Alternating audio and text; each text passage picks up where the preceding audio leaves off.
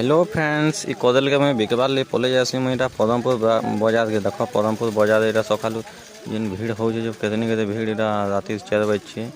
से दिन बहुत भीड़ यहाँ पदमपुर बाजार ये देखी पारे यहाँ आम कचेरी छक बाजार बस पदमपुर यहाँ आशा ज्योति आम कपड़ा दुकान भी अच्छे बहुत भीड़ कितनी के भीड़ यहाँ बाजार मुझे पहला ही देखली ये बार काଣା बोली मुझे देखली जे पूरा यहाँ लाइट लुटा भी जाली से तापर यहाँ किए के मैंने सब बेपारी मैंने बाजार बुझे आनिक बेग पतर तक सेटिंग फेटिंग करछन सब यहाँ थुआ थुई करछन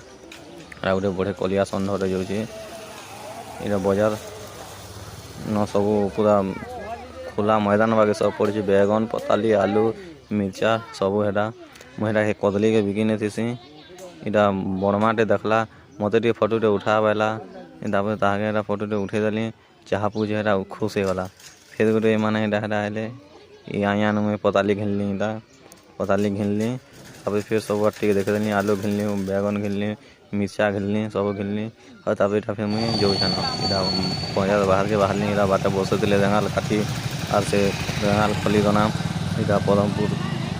बाजार सामना से आड़े गले सब डिविजनल हॉस्पिटल अच्छे इड़े गले आम थाना छक अच्छे ये जगह मुझे अच्छे यहाँ